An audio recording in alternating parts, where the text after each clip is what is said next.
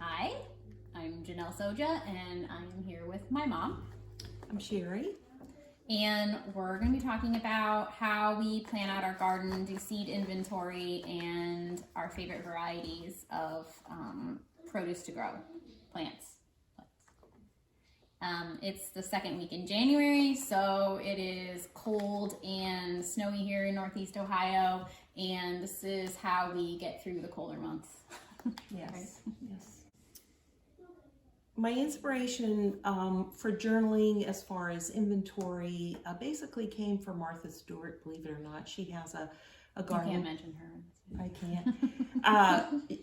Years and years and years and years ago, she put out a book that's like very thick, but it was what you do with for every season of gardening. And so every year in January, I sit down and I go through all the seeds that I have, and I have a journal here, and I write down everything that I have, and then I write down what I need to buy so that I have seeds for the whole year, even for planting in the fall.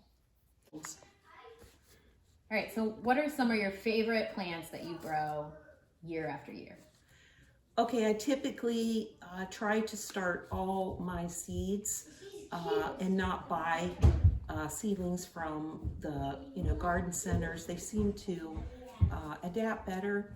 So when you start them yourself. Yeah, when I start them myself, they just do so much better. So I'll just give you a few of my most favorite that I have grown for literally 35, 40 years. One of them is Celebrity, which is a hybrid determinate tomato. I realize it's not an heirloom, but it is awesome for canning whole, and also it has a really good flavor. So I've been growing that a very long time. Another one that I grow every year is the Sun Gold cherry tomato. It is hybrid, but the flavor of that is like sunshine in your mouth. So in the cabbage variety, I love growing the late flat Dutch, which is great for making sauerkraut, and I've grown that for years. I haven't for a couple of years now, but we just built a new home, and I'm trying to get my garden soil just right. But I have grown that for years, but it takes a little longer to mature. And then also a given is beets, which are one of my favorite vegetables. And I grow Detroit Dark Red, which is a very old variety. It's hard to get it sometimes now in some of the catalogs. So one of the things I love doing in the spring, after a long winter, we have very cold winters, and it gets kind of cloudy and dark here in Northeast Ohio. What zone are we? We are in zone 6. A. Yeah, 6A. So by the end of January, beginning of February, I'm starting to think about broccoli, cabbages, starting lettuces and spinaches. So some of the colder hardy plants. Yeah, because I can put a little hoop house over them and they'll do fine. I don't do a lot of hoop house overwintering of different varieties, but I want to try that next year. But here's some of the ones I grew last year, the lettuces that I simply love, and they did really well in our region. Chris Mint is Seed Saver company, but you can get Chris Mint from Johnny Select Seeds and other varieties. This one I've grown for pretty many years, and it's a really nice romaine. I'm pretty sure it's a romaine. I also grow the Paris Island Cause, which is also a romaine. I love growing it. This Winter Density I've grown pretty often, and I love the flavor of it. And also the Gully's Favorite, which is a new one I tried last year. I loved it. And also this Marveille de Quatre Saisons. It's a French variety, and I loved it also. Okay, so are you doing anything different than I do, or with I do inventory? a lot different. I mean, I don't keep track of what I buy, but I do keep receipts from year to year for what I purchased, and I do have a little journal that I try to keep track of, mostly perennial plants, but Yeah. I do also write down some of the plants that I like to grow year to year.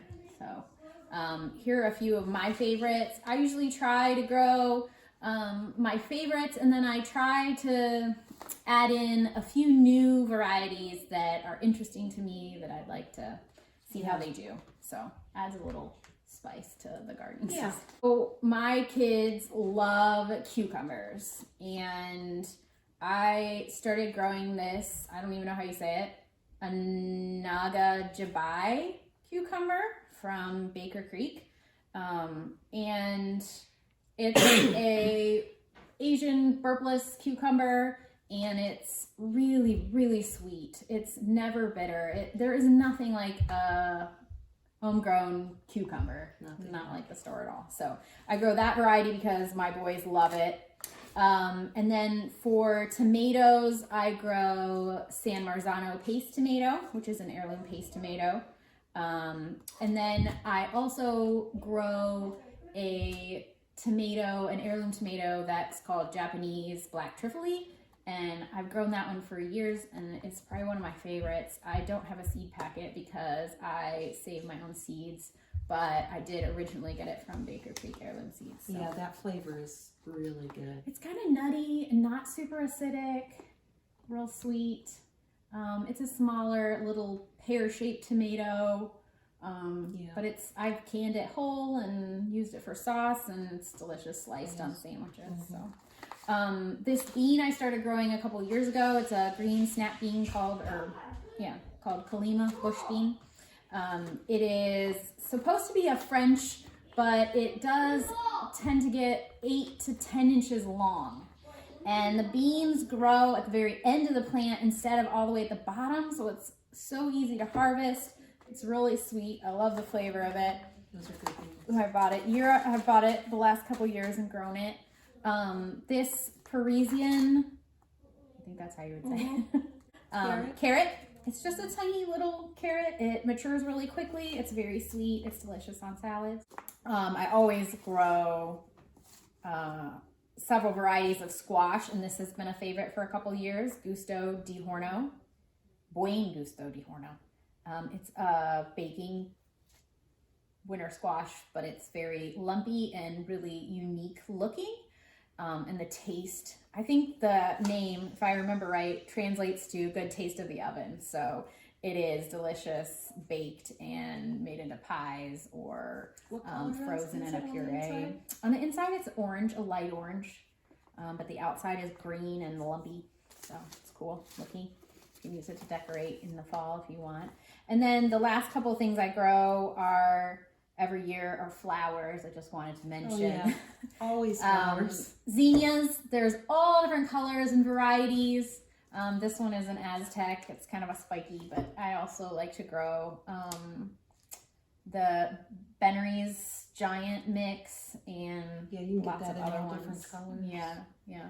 And then this Monarda called Bergamo, this variety. The bees absolutely love it. It's really beautiful and unique looking. I like to put it in cut flowers and just have it growing in various places in my garden to attract pollinators. So we mentioned a lot of different varieties here, and they come from numerous planting catalogs, seed catalogs. I usually order from Johnny Select Seed, also a company called Select Seed, is that the name of it? Seed Savers I really like, and then Botanical Interest is another one that I've been buying. They're a smaller seed company that I like a lot. And Baker Creek Seeds are another one that I like to get a lot of heirloom seeds from.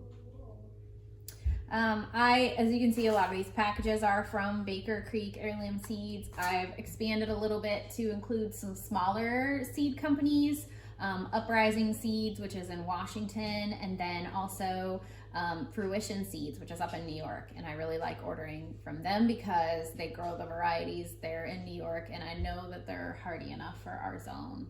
Yeah. So they also send out a little postcard that tells you when you should start seeds indoors and when you should start getting them ready to go outside to be transplanted. So they send a lot of helpful information with their seeds. That's good. Yeah.